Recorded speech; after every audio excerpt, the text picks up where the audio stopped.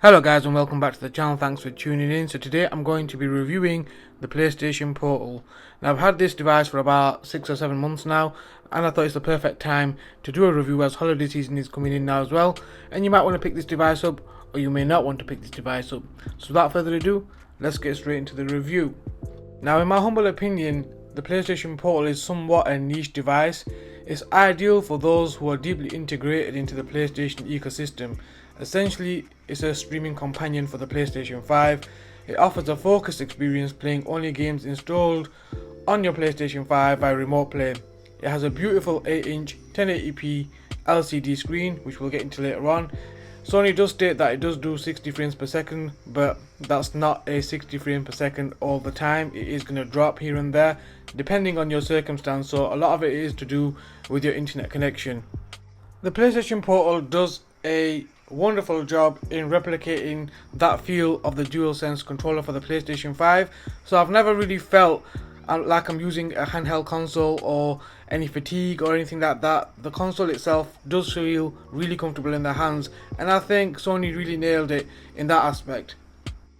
Now for the screen on this device is absolutely phenomenal. I can't actually believe how good this device actually looks in terms of visuals and immersiveness. I know a lot of you guys will have like Nintendo Switch OLEDs.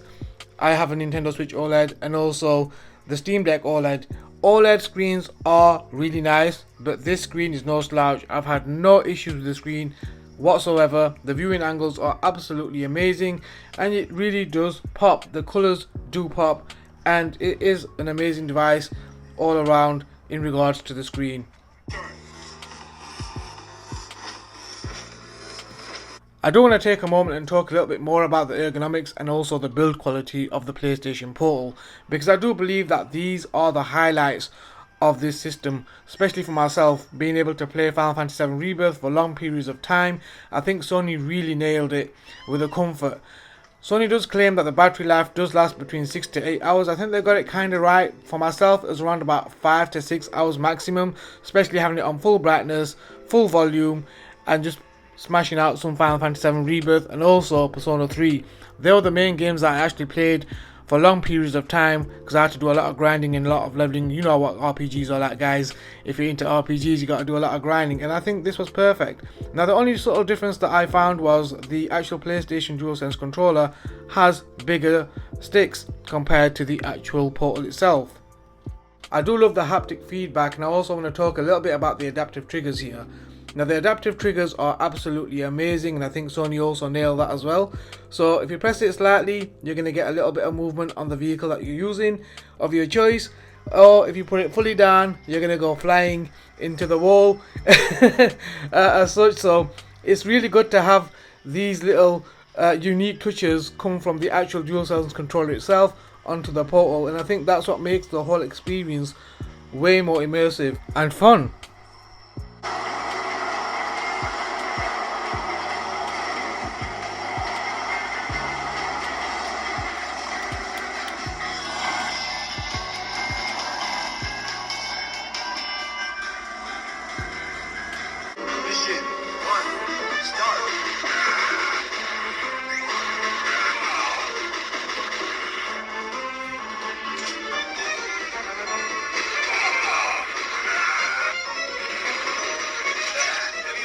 So you're probably wondering who this device is for.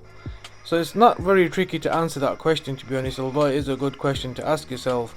The device itself is niche. The Portal and its performance are highly dependent on a solid Wi-Fi connection. Sony recommends at least 15 megabits per second, and the setup works smoothly for most scenarios, but you can encounter some issues here and there, again dependent on your internet connection. And that's where you really want to ask yourself, is it worth getting this device? Because if you do have a bad connection, or if your router's quite a way away, you're going to have some technical difficulties there and have some issues. So I do want to talk a little bit about the pros of having a PlayStation Portal. You do get that true PlayStation experience on the go, and that's because of the DualSense controls, complete with adaptive triggers and haptic feedback. The design also is amazing. Like I mentioned earlier, it does feel like a PlayStation 5 controller in your hands. Another pro, in my humble opinion, is the screen itself. It's equipped with an 8-inch LCD screen at 1080p resolution. The Portal streams at 60 frames per second, like I mentioned earlier, but that's dependent on your connection. The screen is ideal for a portable device, offering clarity for detailed games like the games that I've tested: Final Fantasy VII Rebirth, Street Fighter 6, and all other games that you're going to be using on the device are going to look absolutely amazing. Another honorable mention is the actual battery life. So the battery life, like I mentioned, it gives me about 5 to 6 hours, even though Sony said 6 to 8 hours, but that's dependent on what you're playing. I was playing some high-end games like Persona 3 and Final Fantasy VII Rebirth, and they are quite demanding games, especially when it's on full brightness and you're using the speakers itself on full volume. I think the battery life is stable since it streams from the PlayStation 5 rather than running games locally, and that gives it an edge for long playtimes without a significant battery drain. So with the pros come the cons, unfortunately. The Portal is designed for remote play only, so you can't download or run games natively, nor can it access Sony's PlayStation Plus Premium Cloud streaming. So this basically makes the Portal a less versatile device, as the Portal essentially acts as a remote PlayStation 5 screen rather than a standalone gaming system. Another downside to the Portal is that it really relies heavily on Wi-Fi, so the PlayStation Portal is only good as your network connection is. A minimum speed of 50 megabytes is recommended, and without a stable Wi-Fi connection, the experience can suffer from lag and occasional stuttering, especially during action-packed scenes. This makes it less suitable for use outside the home or on a weaker connection. One of the major letdowns for myself was that the Portal itself lacks Bluetooth audio support, and instead you have to use a PlayStation Link for wireless audio, which only works with specific Sony headsets.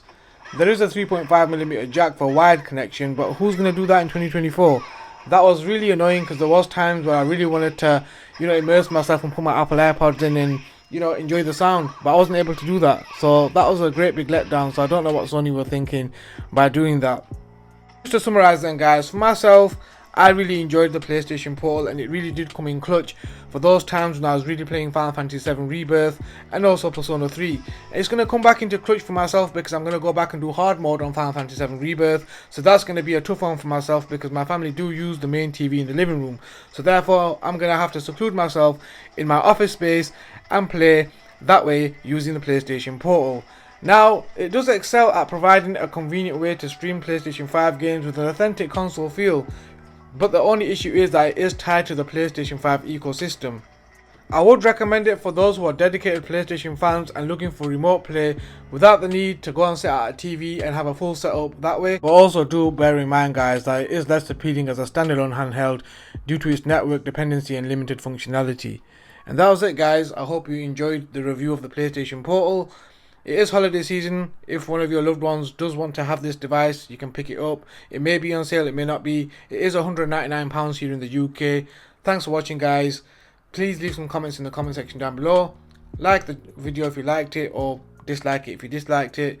And if you haven't subscribed, now's your chance to subscribe. Stay safe, guys. I'll catch you in the next video. Peace.